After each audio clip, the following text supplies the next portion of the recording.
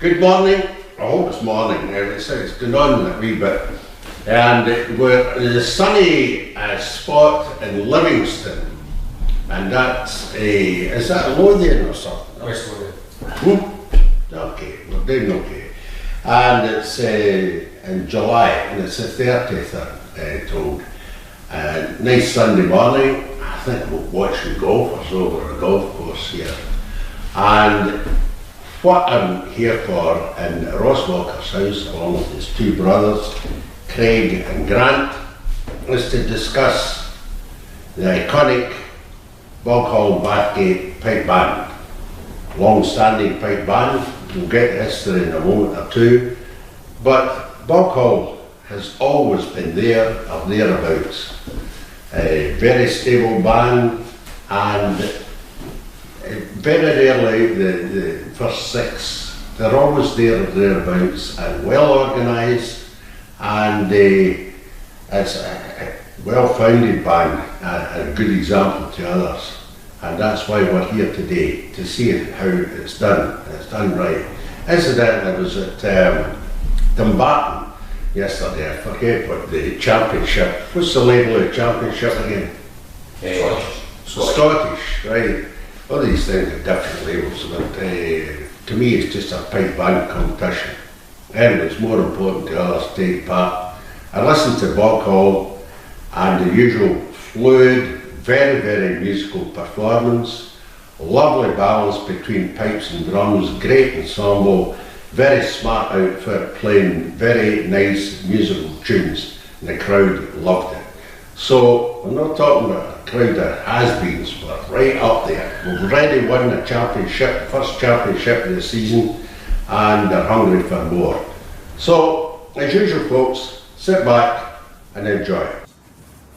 Right, Ross, tell us about your function, how you began and all the rest of it. Is from a personal perspective with the band, Boghall and Bathgate Pipe Band. It was always known as that. Is Craig or Grant going to tell us more about that? Yeah, so I mean, Craig and Grant are probably a better place to talk about the real origins of the band. But my personal involvement with the band started in around 1976 when I started learning the chanter. Craig and Grant both kind of helped me with some of the basics, but also I received tuition from Bob Martin back in the day as well, when going through the Blue Tutor book that we all did. And subsequent to that, the following year, I played my first competition at Dunblane in '77 at the end of the '77 season. That was where the first novice juvenile band in Boghall had just been created in '77, so I just managed to get bloodied in at the very last competition that season. How many piper strummers in that particular wee band? It was probably maybe 9 or 10 pipers, something at that kind of level. Age group? It's hard to remember, but there was, I think, I mean, at that time I would have been 9. So myself and my friend who learned at the same time, Craig, and we started in that kind of 9 years old. Okay. And I don't think there was any kids around the 18. It was all maybe 15 was maybe the oldest at that time. We'll hear more about that later. Carry on. And then after that, we went into the juvenile grade, and I spent the next 5 years between '78 and '82 in the juvenile band, competing against the likes of Ballingarry School, Craigmount High School, Knightswood juveniles at the time, which was that's really where you learned how to play in a competition and some of the basic stuff. Yeah. And at the end of the 1982 season, I was lucky enough to make the jump up to the Grade 1 band. I think I was probably about 13 at that point. So 83 was my first year in Grade 1. And I think I only played at last year. I think I played at Cowell and Shotts that year. I wasn't trusted by Bob Martin to play the first half of the season, but I managed to get a go at a couple of the majors at Taylor. How successful was the band at that particular time in that era? Yeah, that was a really successful time for the organisation around that time, because that was when the band had just come up to Grade 1 and they were nipping up with Strathclyde Police all the time. So That was Grant Craig will probably talk to that a bit more detail than I. So, but that was my first involvement in Grade 1. Stayed there for a while. Ultimately, when Craig became the pipe major, after a few years, I became Craig's pipe sergeant. And then when Craig left through to follow his career down south, I was elevated by the boys into the position of pipe major of the band. And what year? That was 1995. And I stayed in that position as pipe major for 20 years after that, and I retired in 2015. Right. So I was, from cradle to grave in the band, I was about 40 years. That's amazing. Who's going to tell me about how the big band actually began? Yeah. Craig. Yep. It's quite well documented that in the scheme of Boghall, which is in the east side of Bathgate, some local people and a couple of business people were very keen to set up a band in the scheme. And prior to that, the very first official pipe major of the band, Bobby Allen, prior to that was teaching some local kids in his house and in a couple of the local schools. And eventually the two things were merged together in a local Boghall and Bathgate pipe band, that was what it was called when it was first formed in 1972, was called. Right. So it's, in fact, I tell a lie, Boghall and Bathgate Caledonia pipe band, which has always been the band's name. So in 1972, most of them were on practice chanters. Some young lads in just joining the band, myself and Grant at the time, and there were some slightly more experienced pipers that came in from the likes of Whitrig and the BMC, the British Leyland Pipe Band at the time. They were good second grade bands, weren't they? Whitrig from memory. Well, Whitrig back in that day was the forerunner of Pokemon. They were actually grade. Were they first grade? Aye. Yeah, they were first grade at that time. Because I played with the Paisley British Legion way back in the late 50s. That's my first band, and Whitrig was second grade at that point, from memory. You know? Tom Brown played with Whitrig, I'm sure. Aye. Aye. So to continue, the band, the Bobby Allen, the first official pipe major of the band, left the band, and that was when Bob Martin appeared on the scene. Bob Martin was, and Bobby Allen had been playing with Whitrig Colliery and as well as Turfickin and Bathgate, but he left the band. I think it was just due to pressure of business, and that was when Robert Martin had joined the band, and he had been a senior player with Turfickin and Bathgate, which obviously are just a hugely well-established band in Grade 2 and sometimes Grade 1 back in that day. And Robert joined the pipe band. I don't even know, Grant, if it was late 72 or early 73. Right about that time. Yeah, and and Robert brought the competitive mentality into the band. And then he totally changed the outlook and what we were there to, i.e. to win prizes. And the very, very first competition that the band played in was, and Grant will correct me if I'm wrong, I think it was like the 16th of September 1973, back end of that season, Peebles Highland Games, which back in that still exists. Yeah. It typically was the week after the Shorts European Championships. So typically the weather was never brilliant there. We had to get special permission from the Scottish Pipe Band Association, as it was in that day, to compete without uniforms, because we didn't have enough money to kit the band out.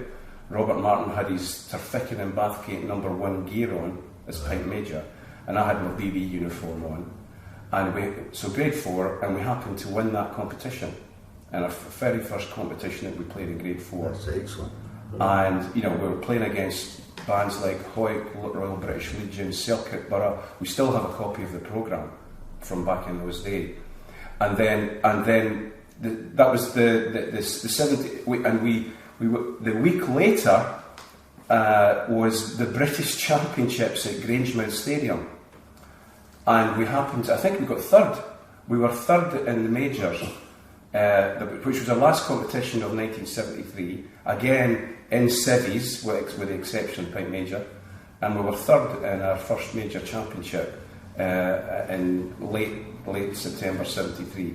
Then our first proper competing season with uniforms was in 1974 in Grade 4. How did you get the uniforms?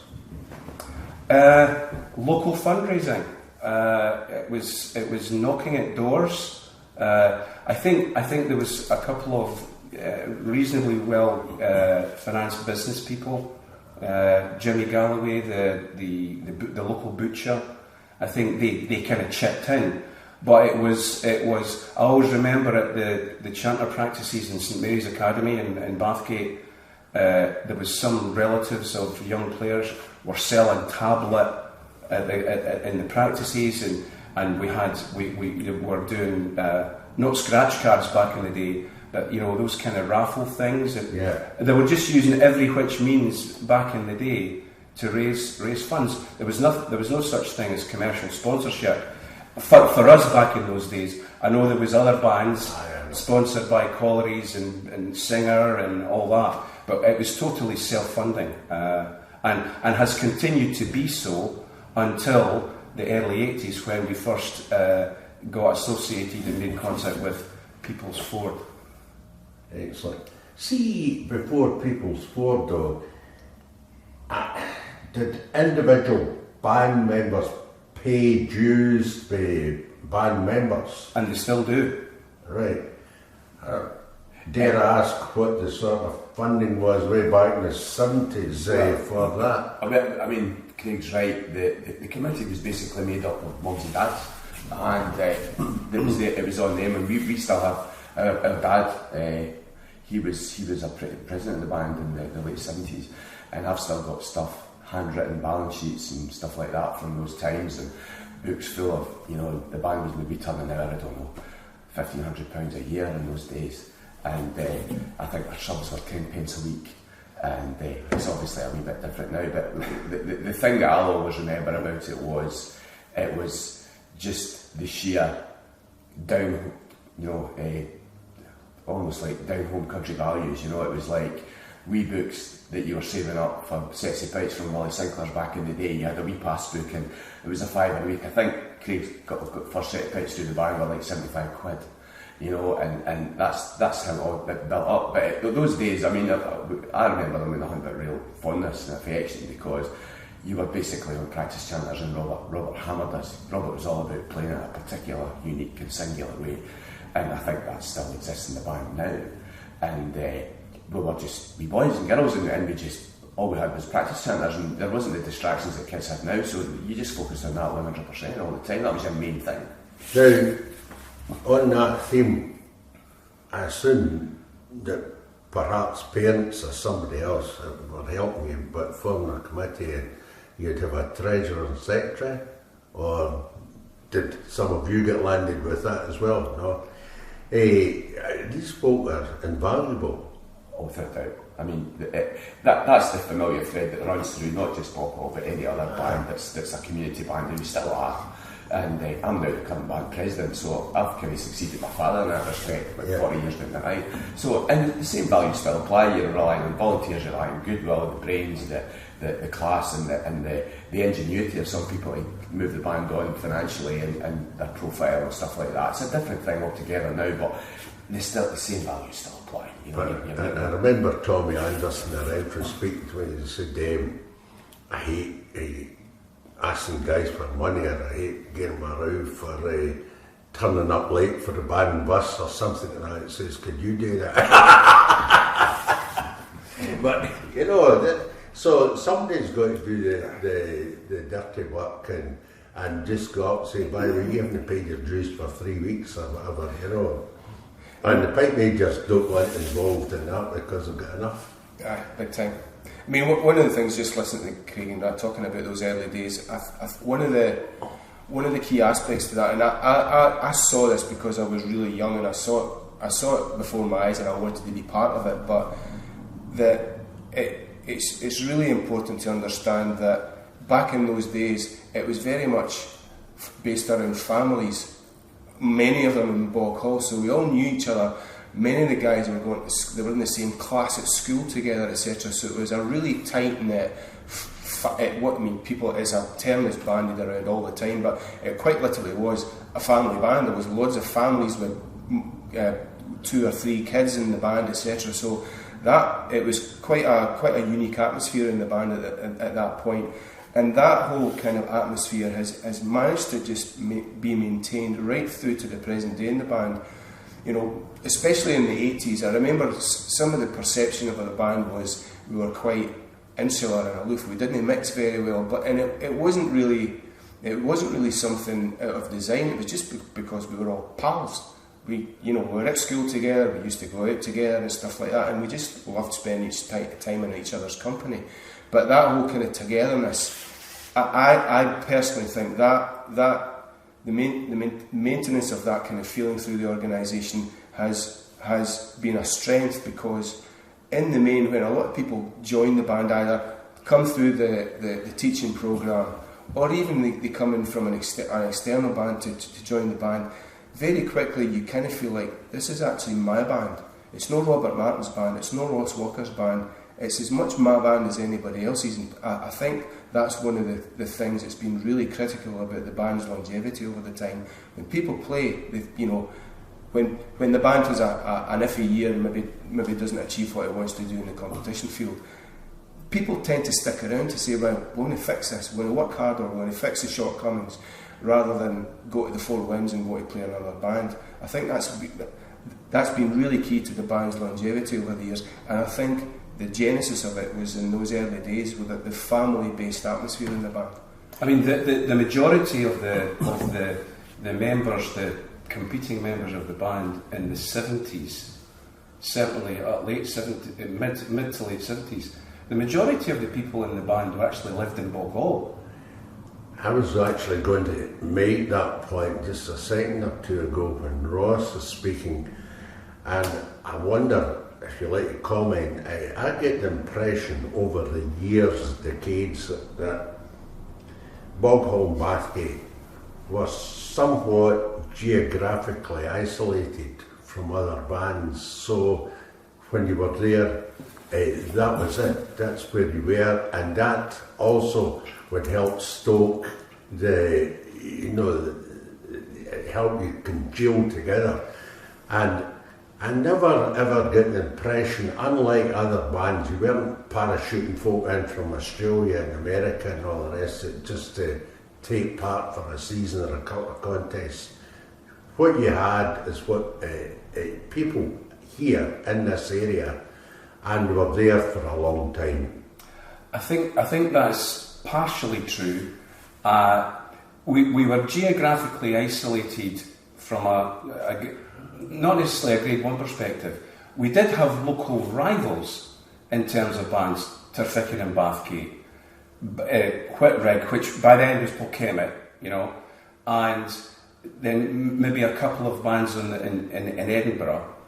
But because of Ross's comment about we tended to stick together, there was never bands. There was very rarely we had players that would want to come to the band from one of these other local rivals, if you will. Aye, because there was that's a good point. So we weren't really geographically isolated. There was other bands quite close by, and then even stretching as far as Drambuie and Falkirk bands and Wollaston back in the day. Yeah, of course, shots along the road. And of course, shots just along the road. Livingston and Pufferson as well. Livingston and Pufferson. That was at the same time. I mean, I think Craig's right when you talk about the housing estate. It's actually, you could distill it even more, because about a certain percentage of the band actually stayed on the one street. One of the main streets in Boghall is called Elizabeth Drive. We stayed there. Craig Island stayed there. Craig Tuffy stayed there. Mark Bennett stayed there. Bobby Allen stayed there. Billy Hamilton. Billy as well. Right up that street, right up to the church where my mum was the church organist. That was the sort of, as Craig says and Ross says, that's the genesis of the band, or the genesis of the band was there, and I think those values, that spine still runs through the band today. You know, it's like common good, common goal, common objectives, and it's a great example, really. That's excellent. I think we can maybe move on now to the composition of the various band within the group. How many bands have you got? I think let Grant talk about that, because I think he knows the history. Okay.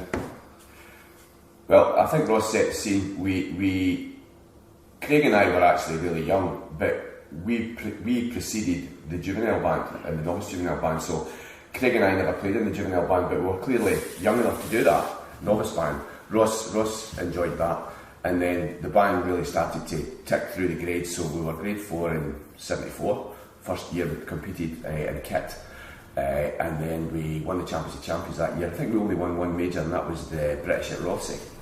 And we were then promoted to grade 3. We stayed in grade 3 for 3 seasons. We did pretty well there, we held our own, but as Craig says, we were battling against the Wallace Stones, the Blue Bonnets, City of London, Warrington, Field Marshal Montgomery at the time. The Fire Brigade along the road. I was in Bud as well. It was South Eastern Fire Brigade then. Archie Pikeman. So it was great days. And that was the days where you would go to a branch championship. I mean, there was one just off after here at Howden Park, and you'd compete. Robert was just that type of guy. I mean, he was just majestic in his attitude and his psychology. We would be playing in grade 4, grade 3, grade 2, playing up. One year we played in grade 1 against Lothians Borders Police, Ian McLeod. That was just Robert's attitude. Every day's a school day, get on that circle, lay it out there, you know, and you know, that attitude still comes within the band. It's like, you know, let's put it out there in the circle and let's people hear what they can do. So that was the sort of early days of the band, and I think we won more or less all the championships in '77. We won the Worlds at Aberdeen, as did a fledgling novice juvenile band. They won, so we had 2 bands winning the World Championship at Aberdeen in '77 up at Hazelhead, and then we were promoted to grade 2. Spent 2 years there, and that was Robert and the psychology again, because we were just, with the exception of maybe 3 or 4 adults, we were just under 18, and Robert had us all in feather bonnets and stuff to make us look bigger and all that other stuff, and it was great. And then the 2 years in grade 2 were really successful. I think we probably, out of the 10 championships we played out, we won about 7 or 8. Never won the Worlds those 2 years. We were beaten by McNeilston in '78 at Lanark, and we were beaten by Monkton Hall at Nottingham in '79. That was the only 2 Worlds that was only really the 2 championships that eluded us in grade 2, and then we were promoted to grade 1 at the start of the 1980 season, and it was just phenomenal, you know. It was, yeah. But in those years it was 2 bands, so it was the grade 1 band and the novice juvenile, which became the juvenile band, and that structure remained for a good 10 years plus. I can't remember. There was a point sometime either in the late 80s or the early 90s where we had a surplus of kids, basically, so we ended up having a novice band and a juvenile band at that time. So that was a real kind of busy time in terms of teaching kids, and I mean the practices at the school venues that we used to use, it was like a well-oiled machine. You know, the novice kids would come in, they would do their thing at 6 o'clock or something like that, because they had to phase it because there were so many players. Because back in '77 when the novice was formed, and we'll talk about it 10 years later, was that there was so many kids being taught and coming through and getting good enough to play in a novice band. That's why the novice band was formed, because otherwise these kids that were being taught by the likes of Robert Martin and other people, where were they going to go? And of course, they were only kids, but it made logical sense to form a novice juvenile band, right. Or else they'd be sitting at the side, or even worse, go and join Livingston and Pufferson or Turfickin and Bathgate. So that was the reason that the band, a novice and then formed a juvenile, because they were that good. Then they became promoted to juvenile as Ross played for 4 years. I'm going to come on to that again in our 2 seconds, but a question arises: premises. You know, how large a premises do you have? Secondary school. Activity? Right. We very much relied on that, and I mean, as the structure grew, there was one of the things I did. It was during the times I was at university. I was a grade 1 player. I had been so for maybe about 2 or 3 years. I ended up becoming the juvenile pipe major as well when I was at university. So I did that for 3 years, and at the end of the 3rd year, frankly, I was knackered and I was going to start working. But there was a lot of kids in that juvenile band who were 18, and they weren't quite ready at the standard to go and play in the grade 1 band. So long story short, that's when that juvenile band of mine then became a grade 3 band. And that's when we got the ultimate position that we ended up in, was we had 4 bands. We had a novice juvenile band, we had a juvenile band, we had a grade 2 band and a grade 1 band. And secondary schools, if we didn't have access to secondary schools back in those days, we wouldn't be able to stay as one organisation. But it was a real well-oiled machine, bands practicing in parallel. But especially with juvenile bands, the thing that you've also got to consider is it's normally going to be grade 1 guys that are teaching the kids bands. So they're there from 6 o'clock, 7 o'clock at night, right through to 10 o'clock. So it's a huge undertaking, and you really need, going back to that old theme, you really need to have people that are committed to making it work. Because without people willing to invest their time in the kids and teach them and encourage them, it's just not going to happen. How many nights a week? Not normally, and certainly in my day, it was 2 nights a week. When you're coming up to major championships, it could be anything up to 5 nights, depending how badly it's going. Aye, but generally speaking, though, you to commit Monday, Thursdays. People had to commit 2 nights a week, and it would be a full evening, right from 6 o'clock to 10 o'clock, whatever. And to be fair, the support that we had from the local authority, the education authority, to give us this secondary school venues was fantastic, because otherwise we'd have to look for private venues and would cost money, and so we were really indebted to the West Lothian Education Council for that support, because if we didn't have venues like that, we'd be practising out in the public. And then of course you get to school staff janitorial services. It was you always had to make sure you stayed good terms with the janitors. the Janny in Blackburn St Kenty Girls Academy, George almost became a sort of de facto member of the band, because he always used to ask, how did you go on the weekend? What you got on at the weekend? And I think he was even invited to a couple of pipe band dances that we had. He became an integral part of the team, the organisation, if you will. Aye, you've got to be a wee bit political there and just keep them on side and all the rest. And the kind of staff room was where the committee met, typically at 8 o'clock on one of the band practice nights as well. So all this stuff is going on, in the height when we had the 4 bands. You can just imagine it's bad enough trying to run one band, and then of course you've got the kids as well, and you've got to be very, very sympathetic. They're just children, whereas you've got a grade 3 that ultimately became a grade 2 band and a grade 1 band, and some of them are you're into adulthood and things. So you've also got the caring aspect, which is even more important these days, of course, to deal with. And just as importantly, the financial aspect around 4 bands. At that time we didn't have any kind of initial sponsorship, so all that 4 bands, it was all self-funded through subs and jobs and any which way we could think about doing something to raise money, and most importantly, raise money externally, rather than just having to get the band members to dip in their hands in their pockets yet again. So that was always a challenge. But that whole practice, especially the financial aspect of the practices and the hall-lets, etc., clearly that's changed significantly over the past 7 or 8 years, and you're probably the best place to talk about that now. I think generally, you speak to people who, they could be involved in various clubs and stuff, and you say, why don't you build a band hall? Why don't you do that? It's back to what Craig and Ross were saying. You need big premises with plenty of spare capacity, because everybody just thinks, a band meets in one hall and they practice together. It's not like that. You've got drummers, you've got tenor drummers, you've got learners, you've got practice chanters, you've got pads, you've got various elements of the band that all come together. That synergy you see in a circle on a Saturday, that's nothing like the preparation that people the storage as well. Exactly. So all of that stuff goes into it. So it's always, I'm never done even yet. Well, why don't we do this and why don't we do that? And I'm always like, I'm the guy that's been there for that long. I'm like, well, we did that back in 1980, such and such. We didn't work then, so why repeat it?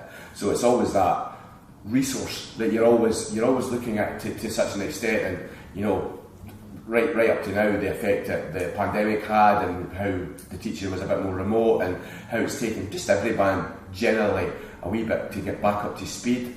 The challenges are still there, but it is ultimately premises, resources, commitment. That's it. If you've got those three things working in harmony, you've got a fighting chance of putting a half decent band out at the weekend.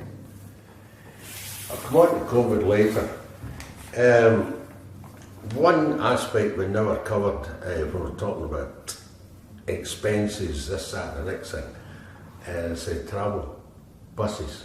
How did you work that one out? I mean, that was really just. It was one of the big ticket items that was just in the balance sheet, if you like. Big ticket items were premises and travel and kit. They were the big things that were always the things that had to be covered first in terms of the organisation. And in the main, the band certainly always run as many buses as we needed to competitions, and they just came out of general funding.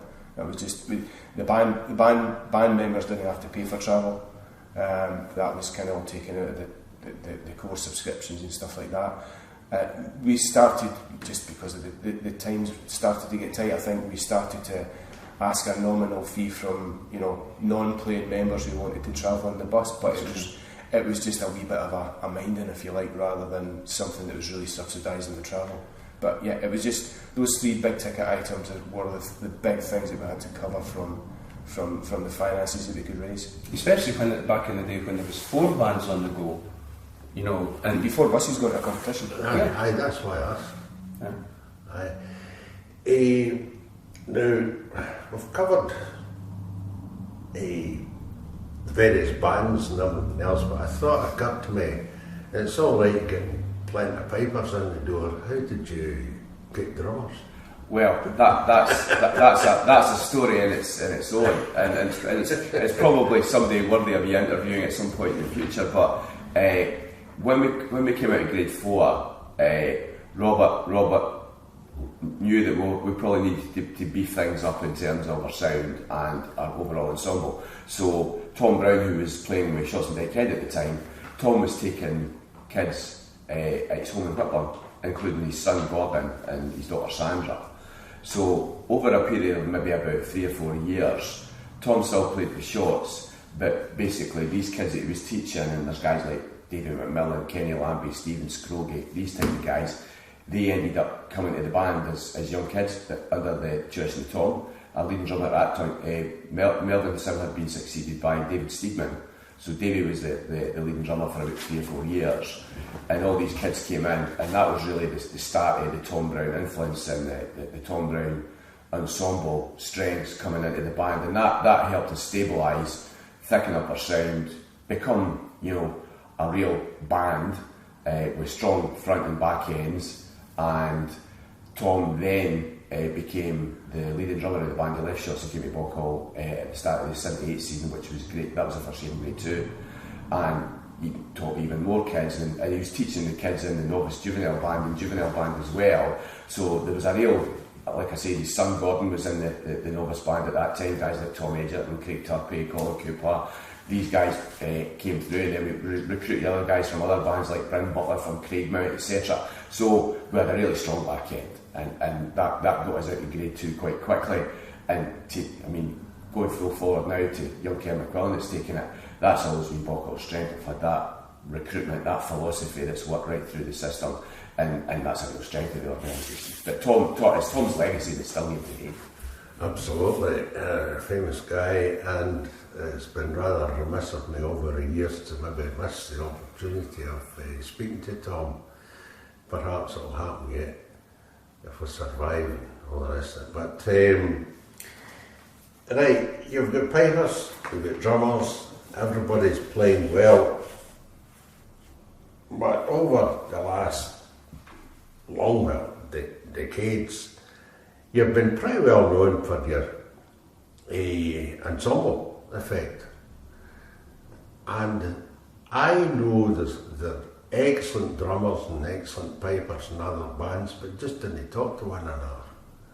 And so how, Ross, did you manage to meld this all together into a cohesive pipe band unit that sounded like a pipe band and not two different units? Well, I suppose I was fortunate to inherit a band that had been that musical shape had been formed with Tom and Robert. Fast forward to Craig and Craig's tenure as pipe major. Again, that was just a continuation of that, first with Tom and then with Gordon as your leading drummer. Mm-hmm. So I was very much inheriting things that were already in place. Okay, so could you? Yeah, I can talk about that. So to go back to the 78, 79, 2 years in grade 2 when Tom became leading drummer of the band, and the drumming in particular really came up, obviously because of Tom's name and the stature that he had within piping and drumming then. And a little bit of history. There was a big meeting in the band at the end of the 78 season in grade 2 where the association had recommended that we would be promoted to grade 1 after one season in grade 2, after winning almost everything bar the Worlds. And there was a big meeting that we had within the band room, and the vast majority of the people in the band were all happy to get promoted to grade 1. And there was maybe 2 or 3 dissenting voices. I was one of them. Fraser Martin, Robert Martin's son, was another. And we just said, no, we don't think it's right, because we need another year. Because we had only been in grade 2 the 1 year, having been in grade 3 for 3. A few of us thought, no, let's have another year in grade 2 to consolidate everything that was going well. It's a comfort zone, really, isn't it? And not become, a yo-yo Premier League club. And I'm not going to name any clubs because I'll get in trouble. That ends up yo-yoing, and there's so many bands back in those days that did start to yo-yo. So it didn't go down well, but we we managed to convince the rest of the bandsmen that was the right thing to do. Then we had another season in grade 2 and won everything bar the Worlds, and then we were more than happy to go up to grade 1 in 1980. So our first year in grade 1 was 1980. And we're talking about the ensemble thing. But before you go to the ensemble thing, I remember you guys talking about the second year that you had in grade 2.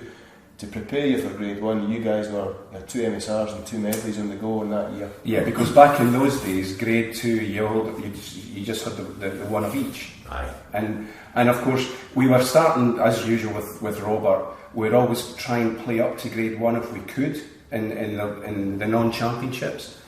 And of course, you couldn't have a pretend second MSR because if back in the day, some of those bands would say that they had a second medley, grade 2 bands, but they never really had a second medley. And if they got it drawn, because back in those days it wasn't a draw on the line, we'd just say, we'll scratch the day, we're not quite ready, because they never had a second MSR or a second medley. Yeah. There's an interesting wee segue to this, because in 1979 our family went on holiday, so Mum, Dad, Craig, Grant and Ross, we did the painting in Devon, and we're on the sunbeds, and lo and behold, who moves next to us, sunbed? Ian McClellan and his good lady wife, right next door, right? So we knew Ian was a god then, and he did tell us quite an interesting story, a bit of a vignette about that, because in those days the grading was established, what I think they called it the advisory committee. Yeah. So there was quite a lot of guys that were grade 1 pipe majors, who shall remain nameless, on the advisory committee, and Ian said, look, off the record, he said, at the end of the 78 season there was 2 or 3 of them terrified you guys coming up to grade 1. He says, so that it was a bit of self-preservation that you didn't go up, but I mean Craig was proved right, and I think Robert wanted to go to grade 1 because that was just Robert's style. Nothing's too big for my laddies, but I think Craig and the wiser guys were proved right, because we were a grade 1 band in grade 2 in 1979. We were well prepared for it, and when we went to grade 1, it was really important to make an impact right away. And Robert's role model was always Bob Shepherd and Dyser. You know, laddies, village mentality, stick together, good feeder system, and that was his model. And why wouldn't it be? You know, they were very successful. So that was the way it all kind of played out. But it was interesting getting Ian's interpretation of it. He was cooking up the tail. He says, "Listen, everybody thinks you guys will make an impact in grade 1." He says, "So it's probably," and that, he says, Robert's doing the exactly right thing. He says, "You can tell you're a grade 1 band in grade 2. He says, "So you should be hitting the ground running come 1980," and that's exactly what happened. So you asked the question about the ensemble, the drumming. So, you know, very potted history of 1980, 81 and 82. So our first 3 years in grade 1, we were 4th in the worlds in grade 1 in 80, 3rd in the worlds in 81, and 2nd in the worlds in 82. That was my last season with the band, after that, because I moved after that, and we can explain that later.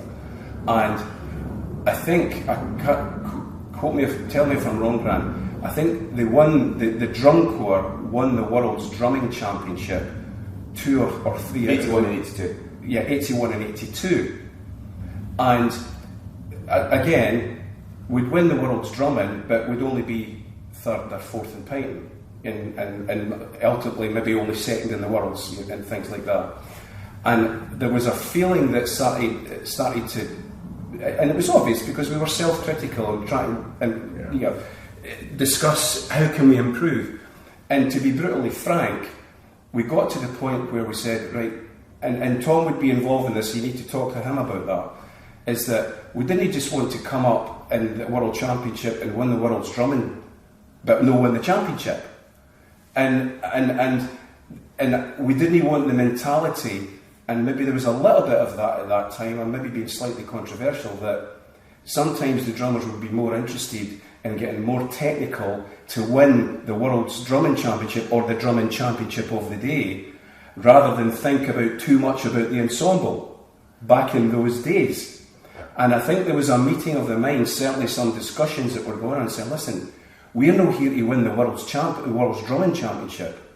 We're here to get as high in the championship as a band as possible. Yes. And that's what started this more ball rolling about listening to what, you know, and so obviously you can hear proper drum corps now playing their drum beatings, and you can almost hear the tune coming through. Aye. Without hearing the piping.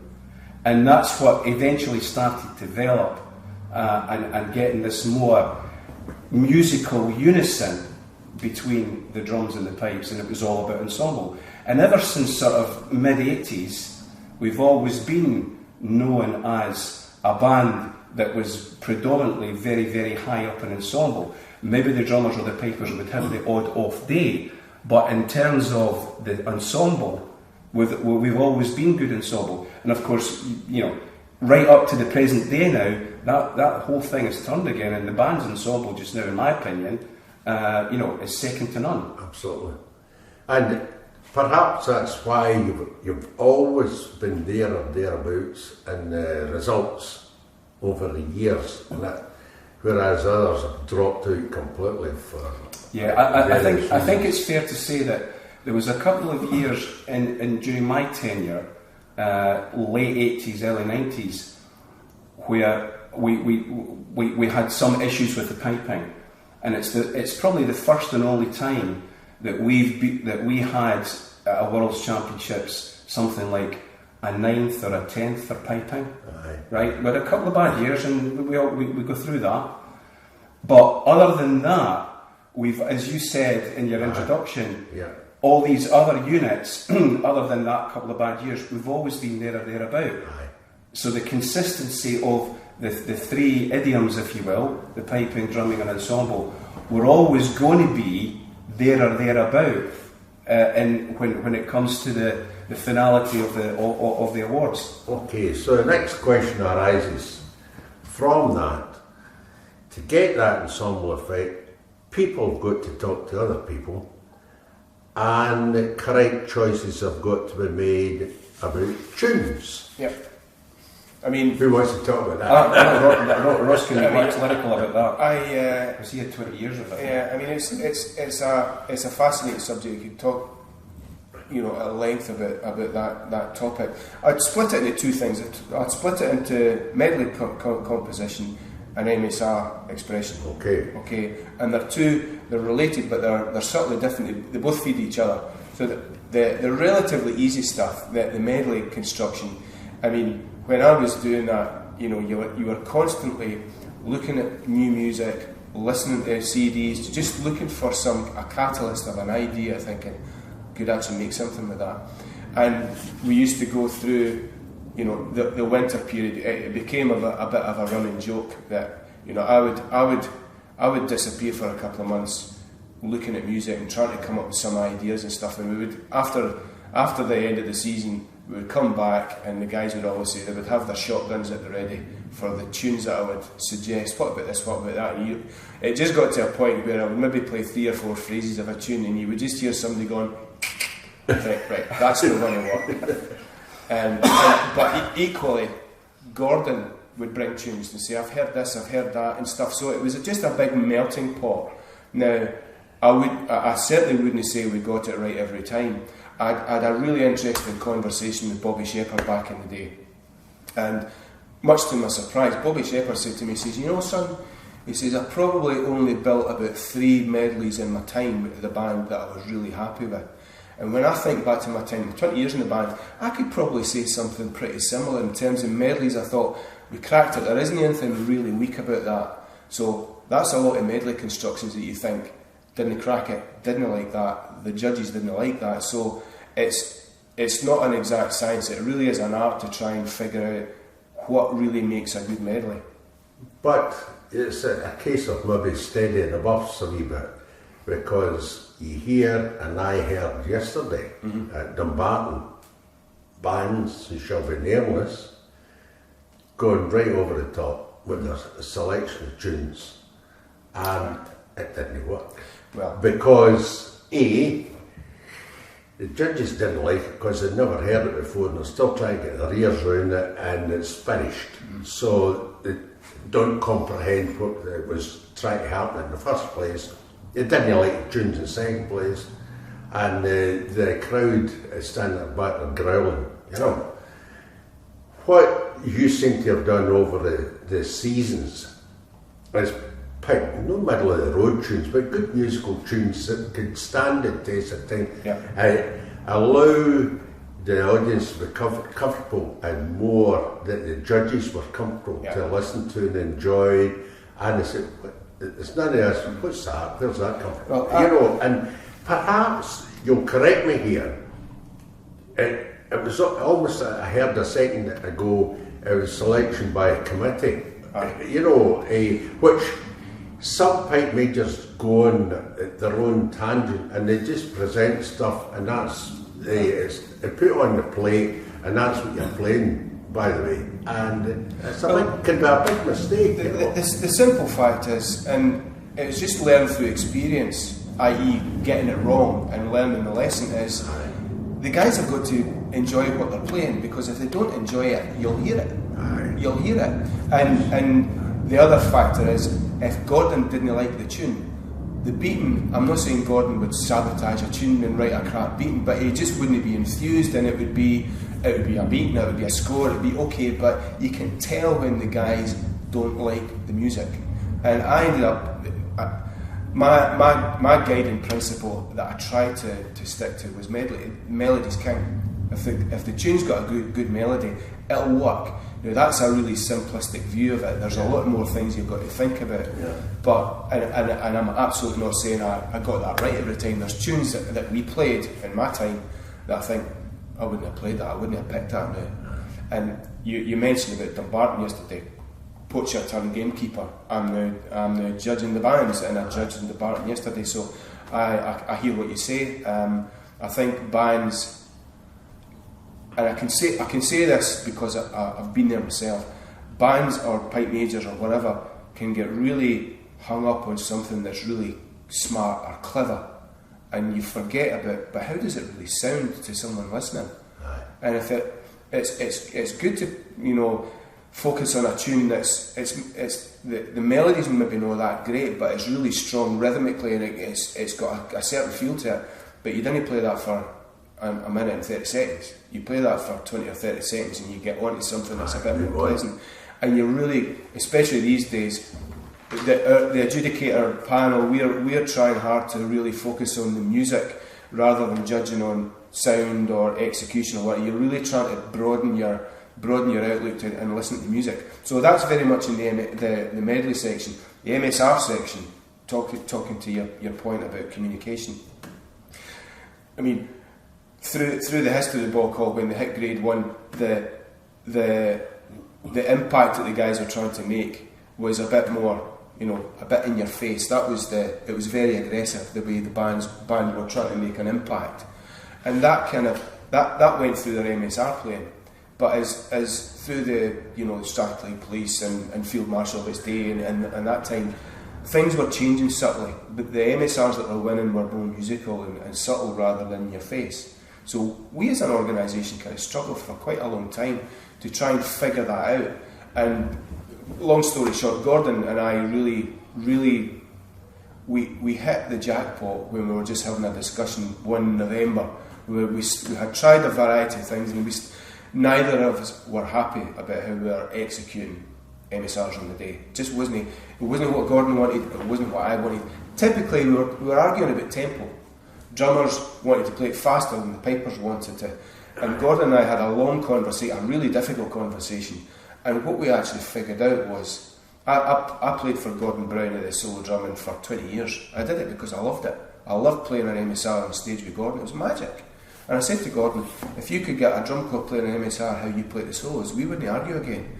And we figured out that what we were arguing about was tempo, but it was wrong. It was phrasing. Aye. It was phrasing that we were... And I kid you not, after years, maybe even decades of angst about MSRs, Gordon and I never argued about an MSR ever again after that period because we figured out the common vocabulary and we got it. But part of this phrasing and tempo begins with the choice of the tune. Mm-hmm. It's very interesting, Alan, because the MSRs are this interesting topic, because going back to the early 80s when Bob was still the pipe major, and he was, not dissimilar to the dice that, driving, powerful, no prisoners almost.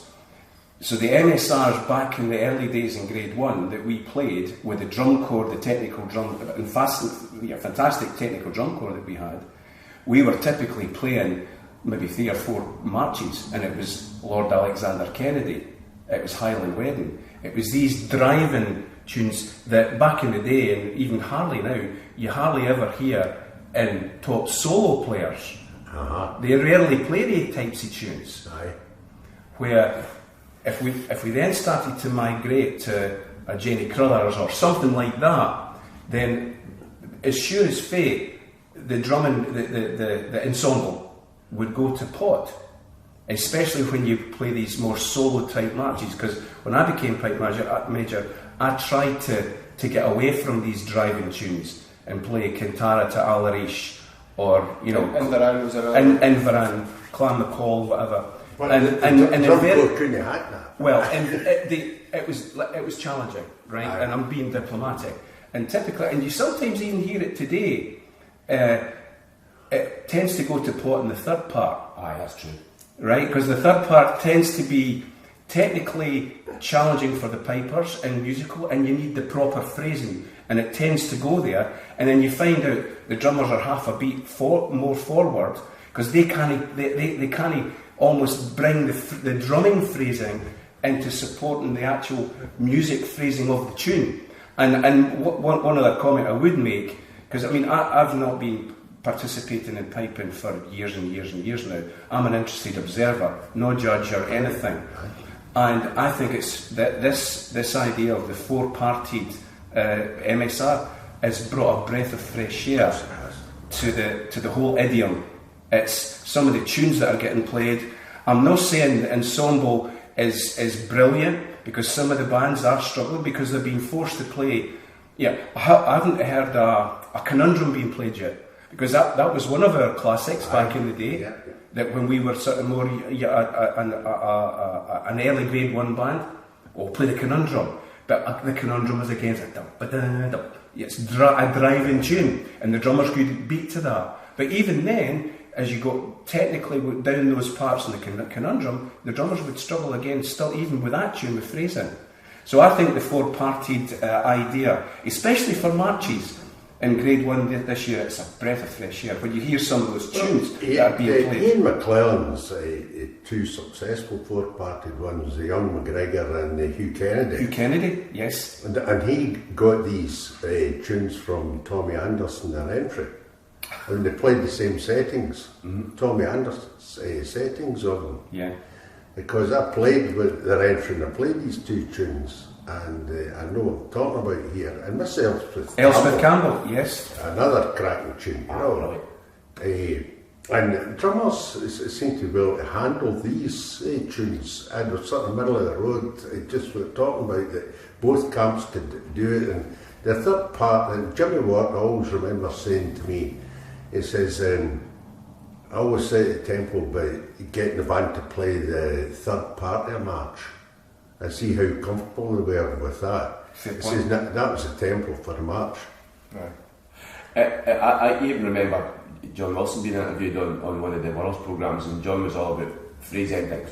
You know, get to the end of that piece of the tune and let it breathe before you go into that. And that's what Craig and Ross is talking about, that bit where the tune needs to bloom. You know, it needs, particularly that third part of the 2/4.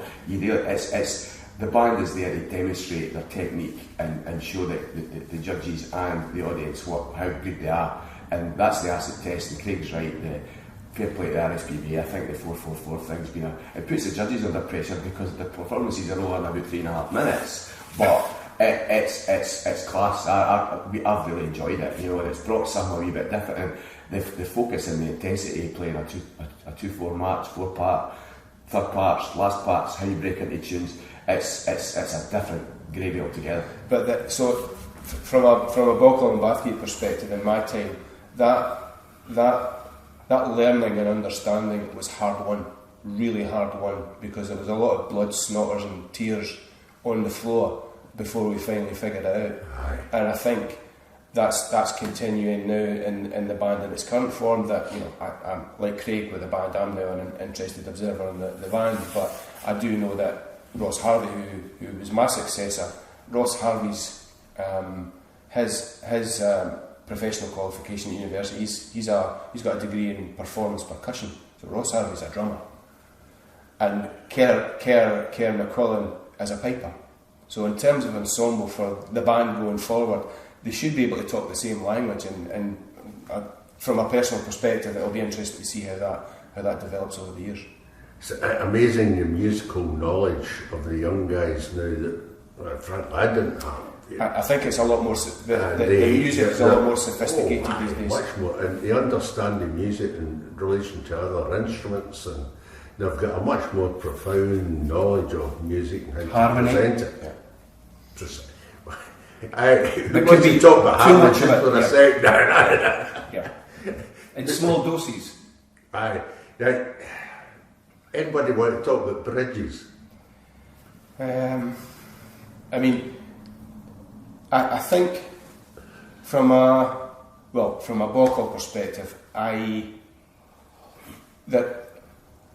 in my time as a pipe major, I think there are trends that you almost feel obliged that you need to follow.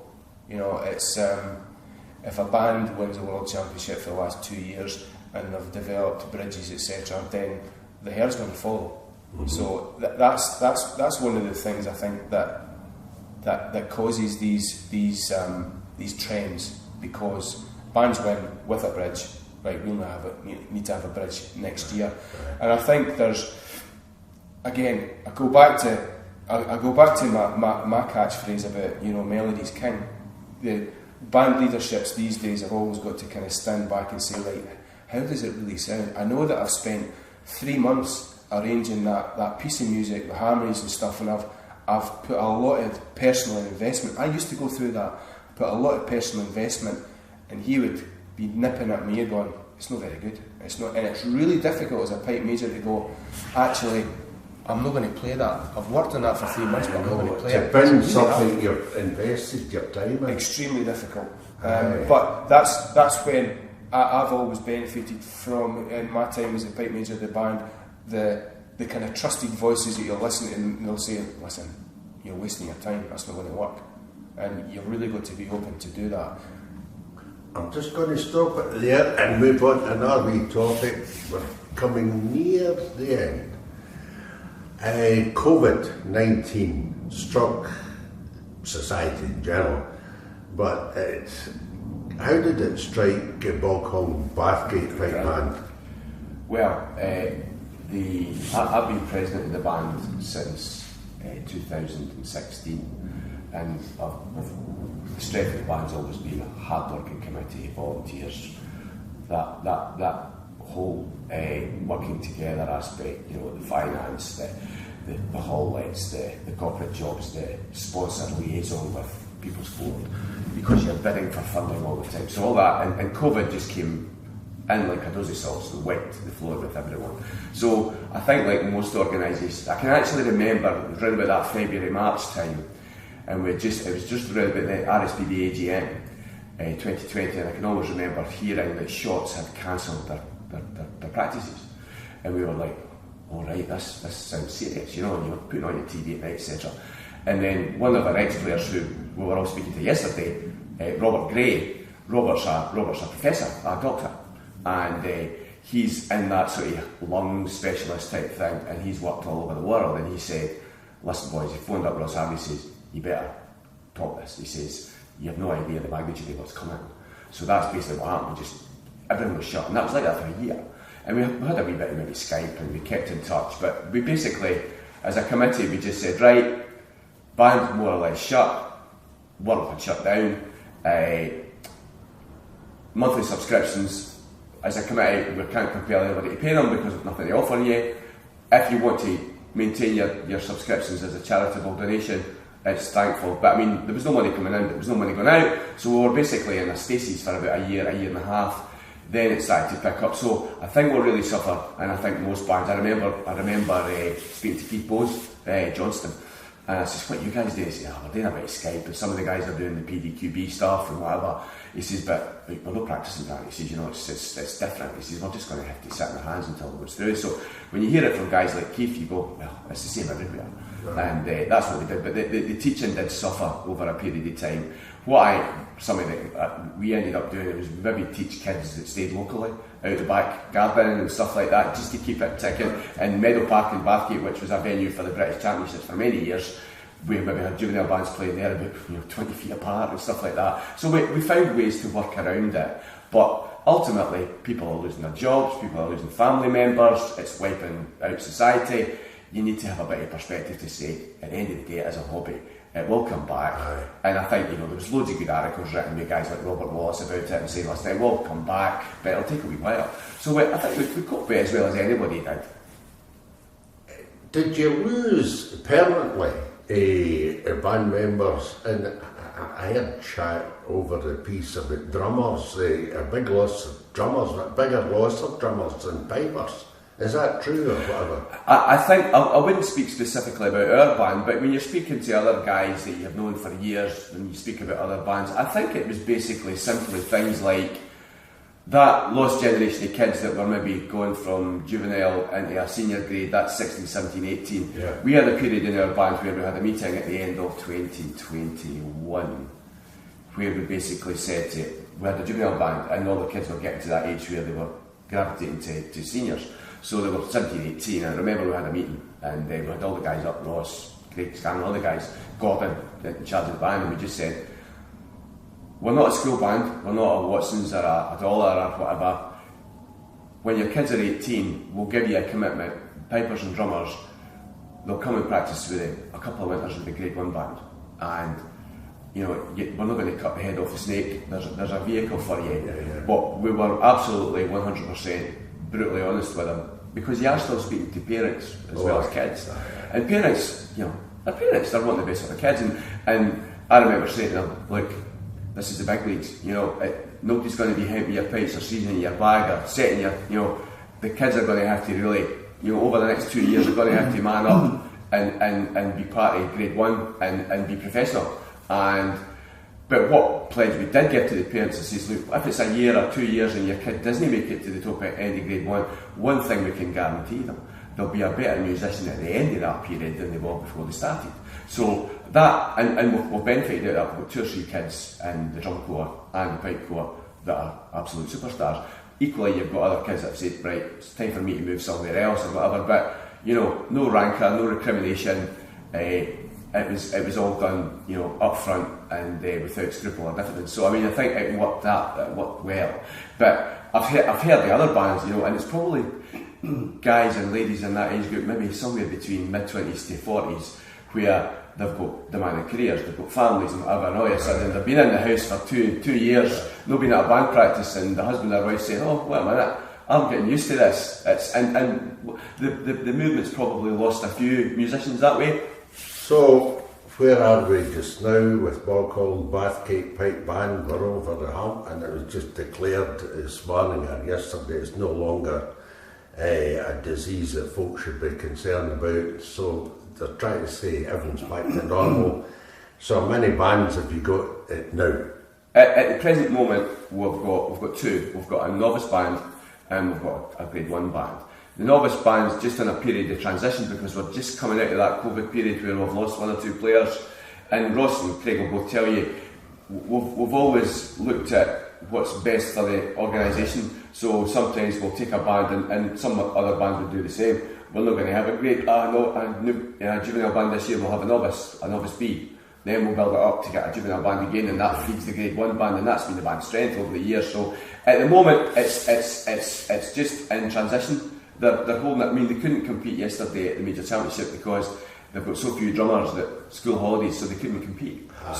And we're just in a period of building that up, and again, that's one of the things that our band's famous for, is that youth development, and we need to get that back. So we've got loads of dedicated So do you aim to go up to 3 or 4 bands and again in the future, or no particular ambition, just see how it goes? Exactly, Alan. I mean, I would say that 2, maybe 2 juvenile bands is achievable, but it all depends on the raw materials that you have. If you have the bodies to do it, and I know Kerr McQuillan's a product of the system, as is Ross Harvey. So if they see any talent at all in those young bands, they'll be up to Grade 1 and they'll be practising with the Grade 1 band when they're still in the juvenile or the novice grade anyway. And the jump's massive, so they need quite a bit of time to prepare. So in the short to medium term, I think it's grow the novice band, get it a bit stronger, and then roll the dice and see what happens. If they get upgraded, they'll get upgraded. If they don't, they don't. But the objective is always to take those kids, and in 5 to 10 years' time, they're in that circle in Grade 1, piper or drummer. Great. I think we're going to close here. I'm going to ask a final question, but I can't ask Ross the judge, and I can't ask Craig here, because he's come out here for a wee while. But you're the band president, you should be able to tell me, you're going to win the Worlds this year. I think, to be honest with you, Craig and Ross would say the same thing. Everybody wants to win the Worlds. No, but it's Boghall and Bathgate. You've won the championship. And folk were arguing yesterday, and one prominent guy said to me when I was leaving the field at the back floor, Boghall's won it. I says, no, FM won it. And somebody else said, no, Shots won it. But it's so tight. And it's so tight, it's getting down to a matter of opinion, really, and it's what guys like, and that's why I posed the question about tunes earlier on and all the rest of it. But you've never won the Worlds. We've been second 4 times, never won. So is this your turn this year? I think it's infinitely possible, but you can speak to 3 or 4 other Grade 1 pipe majors and tell you the same thing.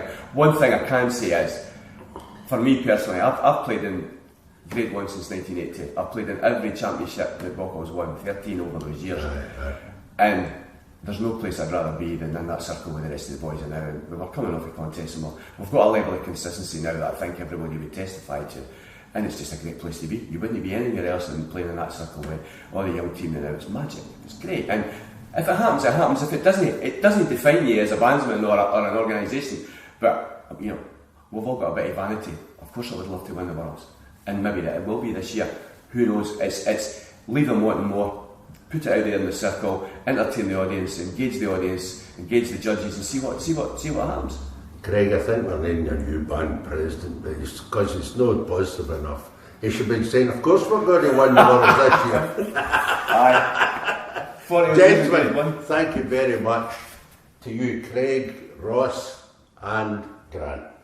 And thanks very much for your time. I'm quite sure those overseas in particular love this sort of thing, and they love the commitment and they love the organisation and how to get yourself organised into a fairly big outfit and covering all the bases, and more importantly playing music.